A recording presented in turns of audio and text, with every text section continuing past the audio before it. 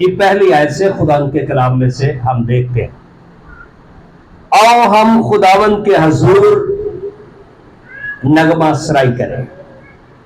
Hallelujah. अपनी निजात की चट्टान के सामने खुशी से ललकारें, शुक्रगुजारी करते हुए उसके हजूर में हाजिर हो, मजमूर गाते हुए उसके आगे खुशी से ललकारें। दुनिया में अगर देखें कि आज कोई महंगी तरीन चीज है और वो खुशी है, वो क्या चीज है? खुशी है।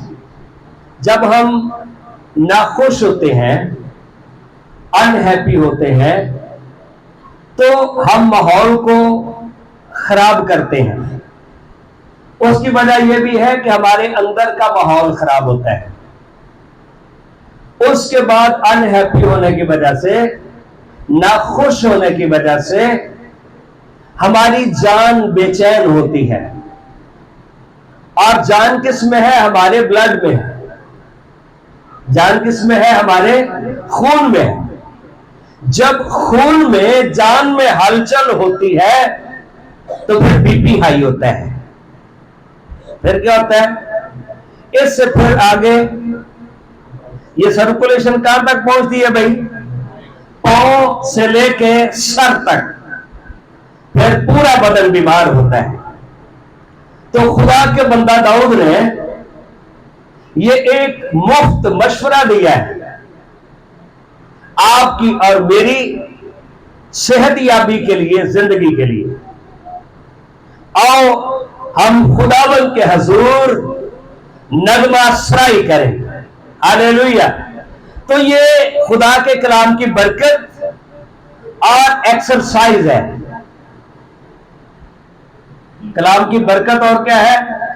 एक्सरसाइज है। जो पैसे देके हेल्थ जो है क्लब्स को लोग ज्वाइन करते हैं, इसका भी यही मतलब है। कई बार लोग ऐसी सोसाइटीज ज्वाइन करते हैं जहां से हमें खुशी मिले, लेकिन अबदी खुशी हमारे खुदावन के पास है। हालेलुया। अबदी खुशी हमारे खुदावन के पास है। Hallelujah, hallelujah. अबदी खुशी हमारे खुदावन के पास है। आओ हम खुदावन के हजूर नगमा सराई करें। खुदा का बंदा दाऊद ना सिर्फ खुद खुदा की सिताइश करता है, बल्कि हम सबको भी शरीक करता है। हालेलुया। हम सबको भी क्या करता है? शरीक करता है। सिर्फ चर्च में ही हम नगमे ना गाए या गीत ना गाए, अपने घरों में भी। ज़बूर 149 में लिखा है, अपने बिस्तरों पर भी। हालेलुया। अपने, लेकिन बिस्तरों पर, घरों पर, काम की जगह पर किसी और चीज को हमने दे दी है वो जगह।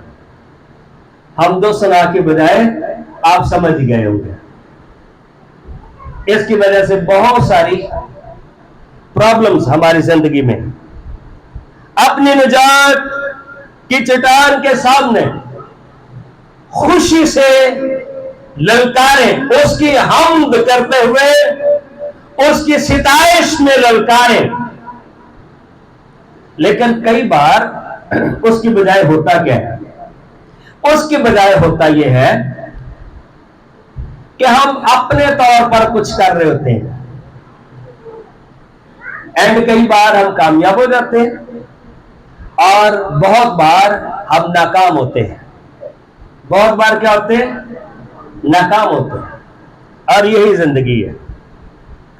खुशी से ललकारने का मतलब यह है, अपने खुदा पर हमेशा भरोसा रखें। अपने खुदा पर क्या रखें? अपने खुदा पर भरोसा रखें।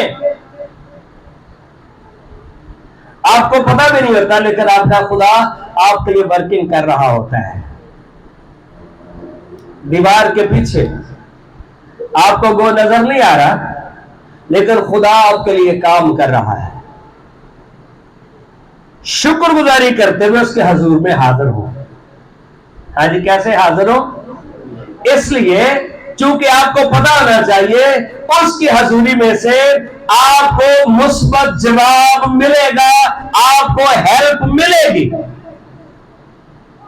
खुशी के साथ आप उसकी हजूरी में आए। मजमूर गाते हुए उसके आगे खुशी से ललकारें। हाँ जी, क्या गाते हुए? मजमूर गाते हुए उसके आगे खुशी से ललकारें। क्योंकि आगे वजह है, हम क्यों खुदा के सामने खुशी से ललकारें? क्योंकि खुदावन खुदाए अजीम है। खुदावन खुदाए ऊंचा है, बुजुर्ग है और सब इलाहों पर शाह अजीम है। मतलब यह है कि दुनिया में बहुत सारे माबूद और इलाह हो सकते हैं, लेकिन यहोवा खुदा सबसे ऊपर है। कोई क्या बिलीव करता है उस पर हम पाबंदी तो नहीं लगा सकते, लेकिन दाऊद खुदा का बंदा कहता है मेरा खुदा सबसे ऊंचा है। जमीन के गहराओं उसके कब्जा में है। हालेलुया। जमीन के गहराओं उसके, कितनी भी गहराइयां हो, खुदा का इख्तियार हर जगह पर है। यूना इतनी गहराई में चला गया जहां पर दुनिया की दूसरे नंबर पर जो चोटी है वो केटू पहाड़ है। इतनी गहराई के पहाड़ों की बुलंदी के बराबर, लेकिन जब उस गहराई में यूना ने खुदा को पुकारा, खुदा ने मछली को हुक्म दिया और वो ऊपर आ गई। आप कितनी गहराई के अंदर क्यों ना हो, आपका खुदा वहां पर भी आप पर निगाह रखे हुए है। हालेलुया। पहाड़ों की चोटियां भी उसी की है और समंदर उसका है, उसी ने उसको बनाया और उसी के हाथों ने खुश्की को भी तैयार किया। हम पानियों में हो, हम खुश्की पर हो, हमारा खुदा हमें देख रहा है। कई बार वो आपको तरह तरह के हादसात में से, एक्सीडेंट में से बचाता है, महफूज करता है। हालेलुया। आओ हम झुके और सिजदा करें। हाँ जी, आओ हम झुके और क्या करें? और अपने खालिक खुदावन के हजूर घुटने टेके। हाँ जी, खालिक खुदावन के हजूर घुटने टेकें, उसे सजदा करें, क्योंकि वो हमारा खुदा है और हम उसकी चरागाह के लोग और उसके हाथ की भेड़े हैं।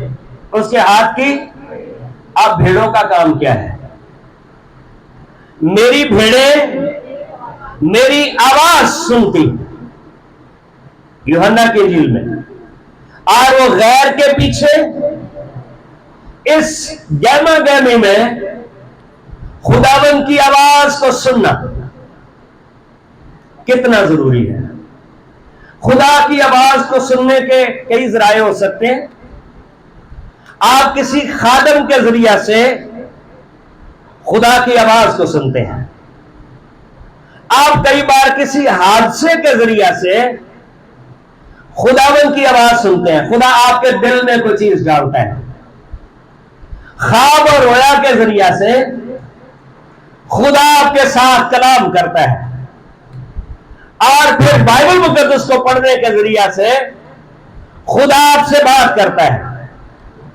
गीत और ज़बूर गाने के वसीला से भी कई बार खुदा आपके रूह में कलाम को डालता है, और फिर कई बार खुदावन डायरेक्ट भी आपसे अपना कलाम आपके दिल में रखता है।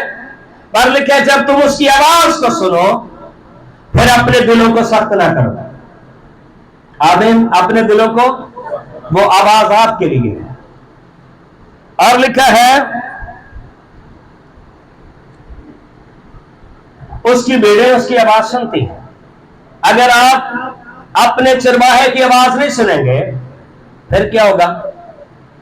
भेड़ों के रूप में उनके इर्द गिर्द बहुत सारे भेड़िए भी घूम रहे होते हैं। अगर आप अपने चरवाहे की ताबेदारी में नहीं रहेंगे तो भेड़िए आपको चीर फाड़ देंगे, इब्लीस आपकी रूह को डैमेज कर देगा और बेलाखिर बजाय आसमान की बादशाही में जाने के हम कहीं और चले जाएंगे। इसलिए खुदा उनकी आवाज को सुनना। आमीन। खुदा उनकी आवाज को सुनना। और लिखा है, काश कि आज के दिन तुम उसकी आवाज सुनते। हाँ जी, आज के दिन तुम उसकी क्या करते? आज के दिन तुम उसकी आवाज सुनते। कई बार बहुत सारे लोग खुदा की आवाज नहीं सुनते। वो सोचते हैं कि बस जिंदगी ऐसे ही चलती जाएगी, जिंदगी ऐसे ही चलती जाएगी, खुदा की आवाज नहीं सुनते। इसका नुकसान क्या होता है? दुनिया में जैसे बेशुमार पहले लोग चले गए, उनमें से एक आप भी होंगे, उनमें से एक आप भी होंगे। ये जो बाइबल मुकद्दस हमारे हाथ में है, जिन लोगों ने तर्जमा किया उनमें से एक नाम हेनरी मार्टिन का भी है। क्या नाम है? हेनरी। जिन्होंने बाइबल मुकद्दस तर्जमा की, वो नौजवान लड़का था जो इंडिया में आया था। इंडिया और पाकिस्तान उस वक्त एक ही मुल्क था। और 27 साल की एज में उसकी डेथ भी हो गई, लेकिन दुनिया को वो रोशन करके इस धरती से गया है। उसने खुदा की आवाज सुनी थी जब वो 22 साल का था। उसने एमएससी मैथमेटिक्स में की थी। वो वहां पर अच्छा कमा सकता था, पर खुदा ने उससे कलाम किया, हेनरी मेरा काम कर। उसने खुदा का काम करना शुरू किया। 7 साल बाइबल के तर्जमे में उसने गुजारे और 7 साल में उसने उर्दू, फारसी और अरबी जुबान में उसने बाइबल मुकद्दस के तराजुम कर दिए। हालेलुया। साढ़े को टाइम बेशुमार पर फजूलियात के लिए उसकी आवाज, खुदा ने उसे कहा तू उन मुल्कों में जा खुदा का काम कर। जिस लड़की से वो शादी करना चाहता था, उसने कहा शादी तो मैं तेरे साथ करना चाहती हूँ, लेकिन मैं इंडिया नहीं जाना चाहती। उसने कहा अच्छा चलो कोई बात नहीं। उसने वहां पर इसे छोड़ दिया। आज ते भाई अपने दिल की इन्नी को भावे टाइफोन ना पीना पै जाए को होर गोलियां खानियां पैन छवियां वालियां। खुदा की आवाज को सुनना कि खुदा आपसे क्या कहता है। हालेलुया। खुदा आपसे क्या कहता है। खुदा की आवाज को सुनना। जब आप सुनेंगे फिर आप कामयाब हो जाएंगे। हालेलुया। आप क्या हो जाएंगे? आप काम। ये एक मैंने आपको मिसाल दी है। और जब तक उर्दू, फारसी, अरबी लोग जानने वाले लोग रहेंगे, हेनरी मार्टिन का नाम हमेशा याद किया जाएगा कि ये तर्जुमा करके खुदा का कलाम हेनरी मार्टिन ने में दिया था। हालेलुया। 27 साल में उसकी डेथ भी हो गई। उसकी डेथ रास्ते में, जब अपने मुल्क वापस जा रहा था तो रास्ते में उसकी डेथ हुई थी। और 2 उसके साथ साथी थे जिन्होंने रास्ते में उसे दफन कर दिया। और उसकी कब्र के ऊपर फिर लिखा गया था रेवरेंड हेनरी मार्टिन। आज ते भाई मेरे वर्गा जिन्हें कुछ भी नहीं किया भी आता मैंने रेवरेंड आखो, थले तो गाली कोई नहीं। उसके कदमे के ऊपर लिखा गया था रेवरेंड हेनरी मार्टिन। वो डिजर्व करता है, उसने खुदा के लिए काम किया है। आमीन। उसे वो बीमार रहता था, उसे कई बार सांस की भी ट्रबल होती थी, मौसम की डस्ट एलर्जी भी थी उसे। कई बार वो अकेला रहता, कुछ लोग उसकी मदद करते थे। उसे एक जीवन साथी की भी जरूरत थी। किसी भी नहीं आपको हेनरी तेरी शादी करा देना, हेनरी फिर वापस चला गया। खुदा की आवाज को उन्होंने सुना, खुदा की आवाज को उन्होंने हमेशा ऊंचा रखा। सैमुअल के लिए लिखा उसने, खुदा की किसी बात को मिट्टी में मिलने असी तो ना घर वाले दी रखने ना उत्ते वाले दी रखने। किसी एक दी तो बंदा रखे एक पासे तो सीधा रवे, ना घर वाले दी ना ऊपर वाले की। और लिखा तुम अपने दिल को सख्त ना करो, तुम अपने दिल को जैसे मरीबा में, जैसा मस्सा के दिन बियाबान में किया था। हुआ क्या था, वो अपनी ख्वाहिशों के लिए खुदा के साथ लड़ते और झगड़ते थे। किसके लिए? अपनी ख्वाहिशों के लिए। मुझे ये चाहिए, मुझे ये चाहिए, मुझे ये चाहिए, मुझे दाल पसंद नहीं है, मुझे फलानी चीज पसंद नहीं है, मुझे ये चीज पसंद नहीं है। पसंद और नापसंद के चक्कर में झगड़ते रहे।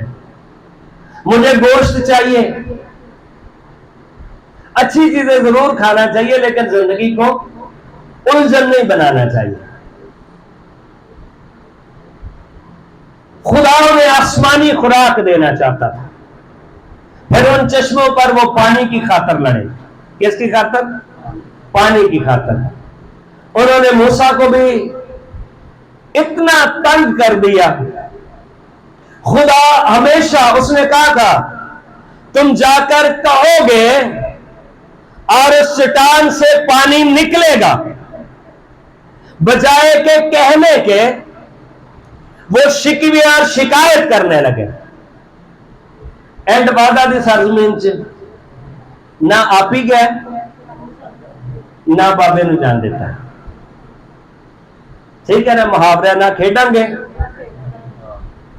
खुद भी अपने आप से बेचैन, तंग, परेशान, और दूसरों के लिए भी जिंदगी को उलझन बना के रखा। सिर्फ मुझे ये मिलना चाहिए। खुदा उनको आसमानी खुराक देना चाहता था, जिससे हमेशा वो सेहतमंद रहे। वो लड़ते रहे दुनिया की चीजों के। तो इसका जिक्र किया गया है, तुम अपने दिल को सख्त ना करो। खुदा उनको ऑलरेडी देना चाहता था, खुदा उनकी फिक्र करता था, लेकिन वो हर चीज लेके करते थे। घर च कई बच्चे हर गल ਲਈ उन्होंने लड़ना है, हर गल च उन्होंने नुक्ता कटना, हर गल च उन्होंने अपनी नापसंद जाहिर करने, हर गल च उन्होंने भाई कोई ना कोई उलझन पानी। ऐसी जिंदगी से बाहर आ जाए, ये कोई जिंदगी नहीं। पसंद नापसंद के चक्कर में क्या हो गया भाई, आपको भरोसा करना चाहिए कि यहां से पानी मिलेगा, यहां से पानी। मूसा को इतना तंग किया, पीछे के हवाले दे रहे थे, वहां पे हम ये करते थे, वो क्या ये वो आप क्या करते थे, आप गुलाम थे। कई दफा लोगों ने तोबा करके भी हमें गलती की पहले हर करते से तो मौत में थे आप। जो कोई गुनाह करता है वो गुनाह का गुलाम है। अब आप आजाद किए गए। तो मरीबा में यही कुछ हुआ था। तुम अपने दिल को सख्त ना करो, जैसे मरीबा में, जैसे मस्सा के दिन बियाबान में किया था। उस वक्त तुम्हारे बाप दादा ने मुझे आजमाया। याद रखें, खुदा को ना आजमाया, खुदा को हमेशा भरोसा करें कि खुदा मेरे साथ है। हालेलुया, खुदा मेरे, आमीन। इन्हों एवं जुमला ना समझो जी। प्रोफेटिक वर्ड्स वो होते हैं, आजकल बड़ी है ना प्रोफेसियां, प्रोफेटिक वर्ड्स वो होते हैं जिनकी बेस खुदा का कलाम है, और वो प्रोफेसी कभी गलत नहीं होती, वो नबूवत कभी खुदा का कलाम, ये नबियों का कलाम है, ये नबूवत नहीं गलत होती। आप ये भरोसा करें खुदा मेरे साथ है, हालेलुया, खुदा मेरे, इसलिए वो आपको गिरने नहीं देगा, आपको नाकाम होने नहीं देगा, क्योंकि वो आपके साथ। और लिखा है उस वक्त तुम्हारे बाप दादा ने मुझे आजमाया। असी साडे बड़े भी शिकवे नाल भरे ते छोटे भी शिकवे नाल भरे हुए, यार असा मसीह कदों बनना है? ईमानदार हमने कब बनना है? सारे शिकवे नाल भरे, उन्हें सलाम नहीं किया तो बाद क्यों किया, तो पहला क्यों नहीं किया? यार छो भाई, यार जिंदगी में गुजारो, सीधा करो। मेरा इम्तिहान किया, हाँ जी मेरा, और मेरे काम को भी देखा। ये तो नहीं कि खुदा ने पहले कभी मदद नहीं की थी, पर उन्होंने कहा अब देखते हैं खुदा करता है कि नहीं करता। और भाई खुदा करता है, खुदा, हालेलुया हालेलुया, खुदा करता है, यही दुरुस्त बात है, वो करता है। लेकिन आप उसकी आवाज को सुनो, आप उसकी, खुदा ने साउल को चुना अपने काम के लिए, उसने आवाज सुनी और खुदा ने कहा पैने के आर पर लात न मारना, अगर तू पीछे को अपनी लात मारेगा, जैसे बैल जो हल के अंदर जोता गया है तो उसका पांव फटेगा, रिवर्स नहीं होना आपने। उसने खुदा की आवाज को सुना और वो फिर रसूल बन गया, हालेलुया। वो क्या बन गया? वो रसूल बन गया। लिखा तुम्हारे बुजुर्गों ने मेरा इम्तिहान किया और मेरे काम को भी देखा। 40 बरस तक मैं उस नस्ल से बेजार रहा, 40 साल तक वो सिद्ध ही नहीं होए। 40 साल तक जदों को असी 40 साल दे हो जाइए कम अज कम, उदों को बच्चा सी बच्चा तो नहीं कहना चाहिए अंकल जी मेरी उम्र हूं 40 साल होगी, मैं हूं समझ आ जाएगी तेन के नहीं। 40 साल से बंदा समझ जाए ना।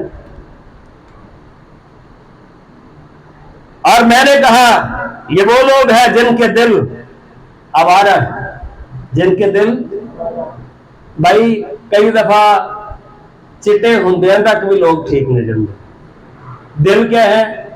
आवारा है। और उन्होंने मेरी राहों को नहीं पहचाना, चुनाचे मैंने अपने गजब में कसम खाई कि ये लोग मेरे आराम में दाखिल ना होंगे, ये लोग मेरे आराम में। यही मसा और मरीबा की बात सबसे पहले मूसा ने की थी, क्योंकि उसके दौर में यह हुआ था। इस्तिस्ना की किताब का 33वां बाब खोलें, इस्तिस्ना की किताब और इसका बाब नंबर 33, और इसी की बात फिर दाऊद ने की। और इब्रानियों में पौलुस रसूल भी इस बात को बार बार करता है, अगर तुम उसकी आवाज सुनो तो अपने दिलों को सख्त ना करो। तो यहां पर जब खुदा बात करता है 33वां बाब उसकी 8वीं आयत में, और लावी के हक में उसने कहा तेरे तुमीम और ओरीम उस बंदे खुदा के पास है जिसे तूने मसा पर आजमा लिया। खुदा के खादम के पास, ओरीम का मतलब होता है रोशनियां, ओरीम का मतलब क्या होता है? तमीम का मतलब होता है तमाम रोशनियां। एक चौखटा जो अपने सीने पर वो लगाता था काहिन, उसके अंदर 12 कबीलों के उनके नंबर के हिसाब से 12 वो कीमती मोती थे। खुदा की हजूरी में जब वो उनके लिए जाता और वो मोती जो है वो चमकते थे, ग्लो करते थे, पर अगर कोई कबीला उसमें खराबी होती उनका मोती नहीं चमकता था। उनका हीरा क्या? उनका हीरा मिट्टी पत्थर, बाकियों के हीरे। तो लिखा भाई यहां पर लावी के हक में यह है मूसा लावी की फैमिली में से था। तेरे तुमीम और अरीम उस मर्द खुदा के पास है जिसे तूने मसा पर आजमा लिया और जिसके साथ मरीबा के चश्मा पर तेरा तनाजा हुआ। हमारे घर का काहिन हमारे घर का सरबराह भी हो सकता है जी। जहां पर काहिन नहीं होते थे, घर का सरबराह कुर्बानी चढ़ाता था काहिन की जगह पे। लेकिन कई बार हाँ जी, जेड़ा गड्डी दा हुंदा ना ड्राइवर, चलो पायलट कह लो, ओनू इन्ना को पुश करना पे ये साह किवें लै रहे हैं। इंजैक्शन देने ने, इधरों कोई होर इंजैक्शन ला गया, कोई होर ला गया, कोई होर पिन कर गया, ये साह किवें लै रहे। इस बंदे नू इनू साह नहीं होना चाहिए। मूसा उनका लीडर है, उनका एक तरह से रूहानी बाप है। उसके खिलाफ इतना उन्होंने औरों को भी कहते थे, ठीक है, लेकिन लीडर के हमेशा साथ खड़े, लीडर के साथ खड़े, उसकी हिम्मत बने। जब लिखा है उसके हारून के बाजू उठे रहते थे, मूसा के बाजू उठे रहते थे, हारून उसके दो साथी थे उनके, तो फतह होती रहती थी। हालेलुया, फतह। लेकिन जब बाजू नीचे गिर जाते, हम एक दूसरे का जोर बने, एक दूसरे की हिम्मत बढ़ाए। हालेलुया। तो यहां पर भी लिखा है जिसके साथ मरीबा के चश्मा पर तेरा तनाजा हुआ, जिसने आपकी खातर हाथ उठाने हैं, दुआएं मांगनी है, असी ओदे नाल ही तनाजा ला के बैठे। आसमानी बाप जिसने हमें बरकत देनी है, हम उसी के साथ तनाजा खड़ा करके बैठे, उसी के खिलाफ चल रहे हैं। जिसने अपने मां बाप के बारे में कहा कि मैंने इनको देखा नहीं, और ना उसने अपने भाइयों को अपना माना और ना अपने बेटों को पहचाना, क्योंकि उसने तेरे कलाम की एहतियात और तेरे अहद को मानते, वो याकूब को तेरे हकाम और इसराइल को तेरी शरीयत सिखाएंगे। वो तेरे आगे बखूर और तेरे मज़बा पर सोख्तनी कुर्बानी रखेंगे। ए खुदावंद, तो उसके माल में बरकत दे। हाँ जी, उसके माल में क्या कर, उसके माल में बरकत दे और उसके हाथों की खिदमत को कबूल कर। तो भाई यहां पर जो बात हम देखते हैं, और इब्रानियों में भी लिखा है, अगर तुम उसकी आवाज सुनो तो अपने दिलों को सख्त ना करो। खुदा क्या चाहता है, उसकी मर्जी को सुने। कुछ वक्त खामोश उसके पास बैठें, उसे कहें खुदा तू मुझसे बोल और कलाम कर। आमीन। उसकी आवाज के सहारे आप चलते जाएंगे और आप कामयाबी की तरफ बढ़ेंगे। लेकिन अगर उसकी आवाज को हम सुनते नहीं, हमारे पास बहुत कुछ सुनने के लिए है, हमारे कानों में बहुत सारी आवाजें हैं, पर उन आवाजों में जिंदगी नहीं है। उन आवाजों में जिंदगी कहां पर है? खुदावंद के वो आपके साथ ख्वाब और रोया में कलाम कर सकता है, किसी खादम के जरिए से कलाम कर सकता है, बाइबल मुकद्दस को पढ़ने के जरिए से कलाम कर सकता है, किसी वाक्य से वो आपके दिल में कोई कलाम डाल सकता है। और आप खामोशी से जब बैठेंगे कि तू मेरा चरवाहा है, वो आपके साथ कलाम करेगा और फिर उसका कलाम पूरा होगा। खुदा आपको बरकत दे।